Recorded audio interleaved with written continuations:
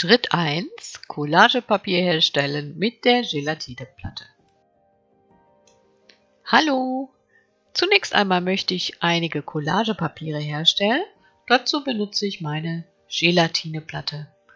Und ich habe mir ein 80 Gramm Papier ausgesucht. Das sind A3 Blätter in diesem Fall. Die passen ziemlich genau auf die Größe der Platte. Sie sind etwas kleiner und es ist ein sehr dünnes Papier, das man später sehr gut collagieren kann, ohne dass es dick aufträgt. Ich nehme meine Farbe, in diesem Fall Königsblau, und zeige euch einfach mal ganz kurz, wie ich das mache. Ich mache Papiere in einer Farbe, also in Monochrom, zum Beispiel hier in diesem Blau. Ich kann da noch Muster reinkratzen, wenn ich möchte. Dann lege ich das Papier auf. Das ist einfaches Druckerpapier. Und an der Seite ist immer ein kleiner Spalt, der noch übersteht. Das nehme ich dann mit einem Butterbrotpapier weg. Und auch diese Streifen, die dabei entstehen, kann ich später bei der Collage verwenden.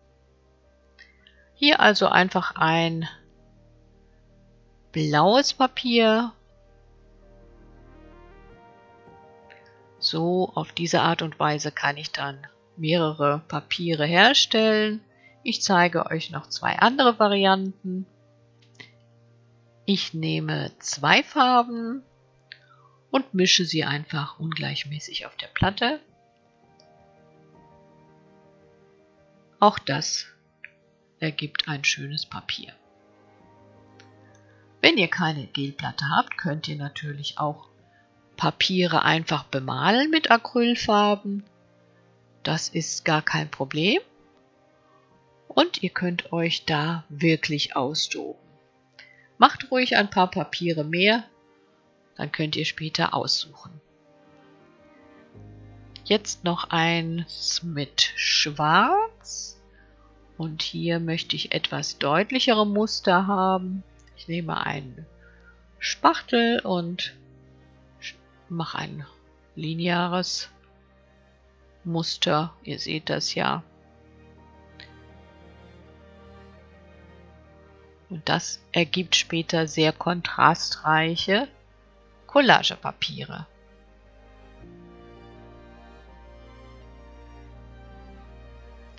Das soll für die Demonstration reichen. Hier ist meine Ausbeute. Ich habe jetzt verschiedene Strukturen, verschiedene Farben, aber für meine Collage brauche ich nur ganz wenige davon. Schritt 2: Leinwand grundieren.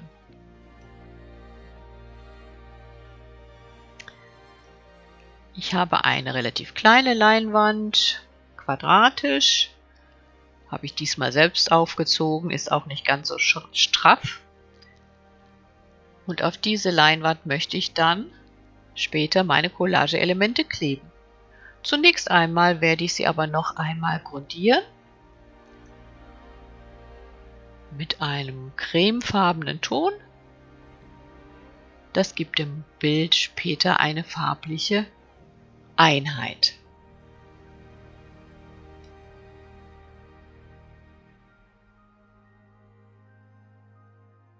Das sollte alles sehr gründlich trocknen, bevor ihr mit dem nächsten Schritt beginnt. Und das wäre dann Schritt 3.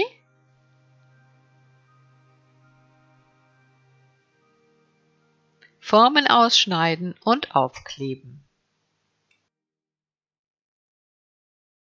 Zum Aufkleben nehme ich meistens matten Acrylbinder, weil ich das liebe, dass es etwas matter aussieht.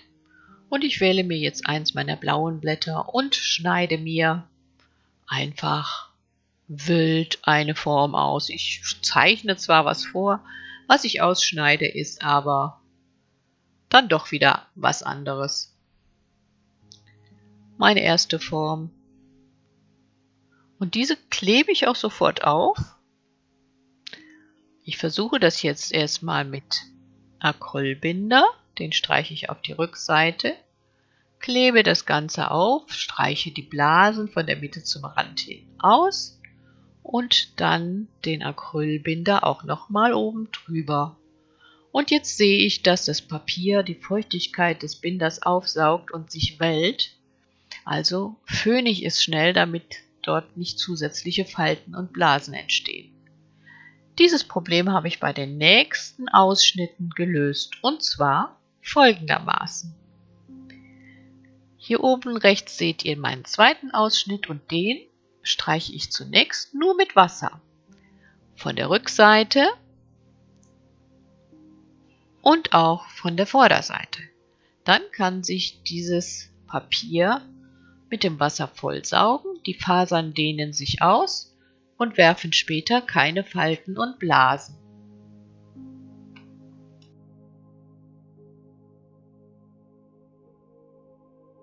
Das kann jetzt erst einmal etwas liegen. In der Zwischenzeit schneide ich mir schon meine nächste Form aus und kann diese auch schon wässern.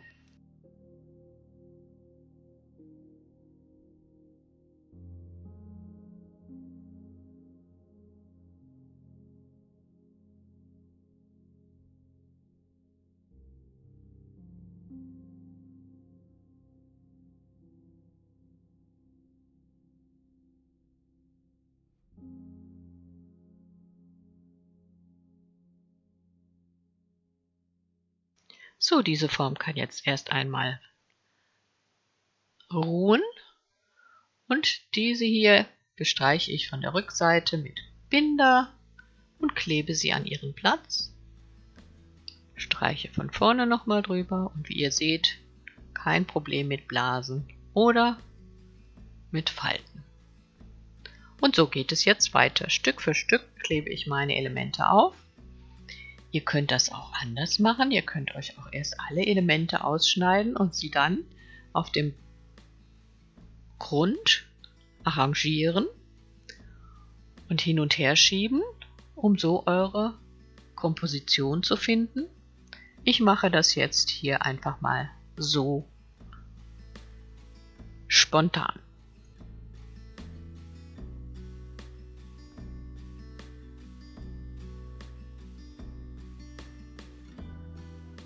Hier klebe ich ein Stück meines Butterbrotpapiers mit diesem Streifen vom Rand auf. Das hat den Effekt, dass es an den Stellen, wo es nicht bedruckt ist, so ein bisschen den Hintergrund durchschimmern lässt. Ist auch ganz schön mit Butterbrotpapier zu arbeiten.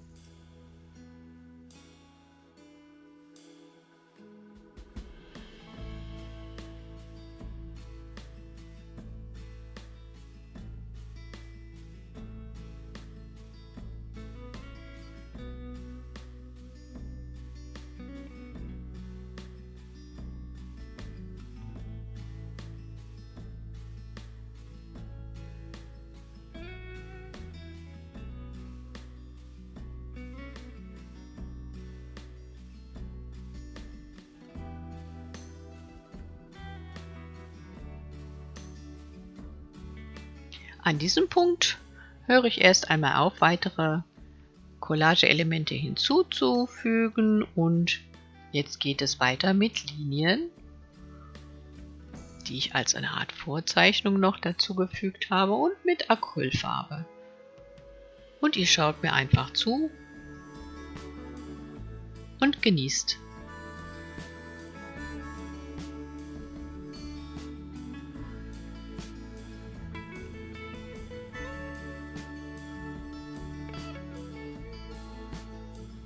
Ja, manche Farben müssen auch wieder weichen, manche Linien müssen wieder weichen. Ich versuche, alles etwas aufeinander abzustimmen und meine passenden Farben und Formen zu finden.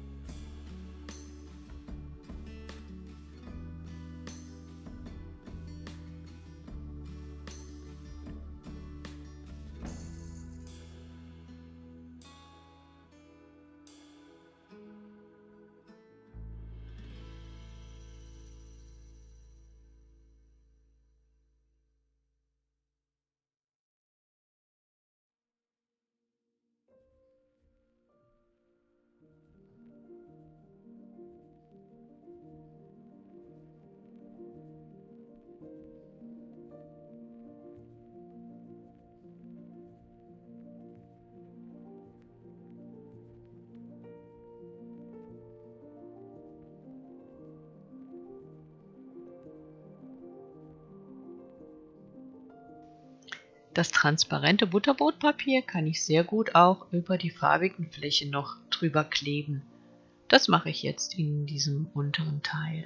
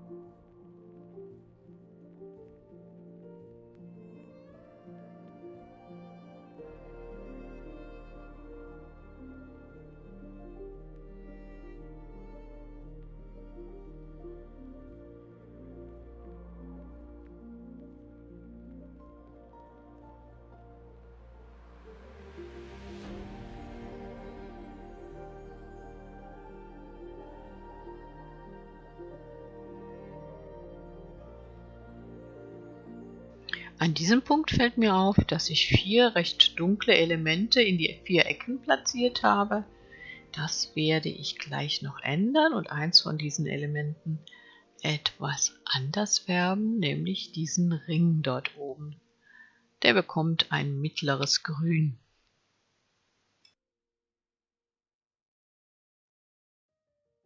Die Farbflächen ändere ich jetzt alle nochmal ein bisschen und stimme sie aufeinander ab.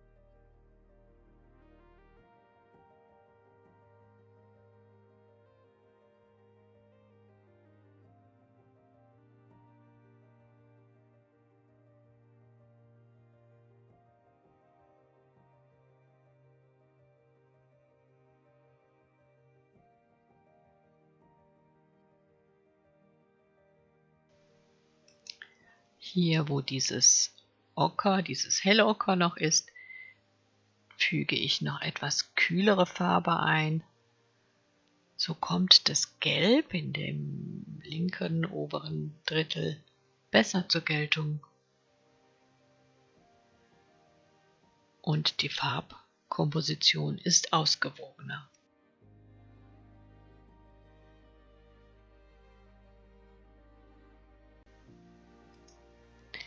So, das ist fertig. Ich bin ganz zufrieden. Ich habe gar nicht so viele Elemente gebraucht. Die Farben stimmen für mich. Vielleicht hat es euch Spaß gemacht zuzuschauen. Vielleicht habt ihr auch Lust, mit Papieren, die ihr schon habt oder die ihr herstellt, eine Collage zu erstellen.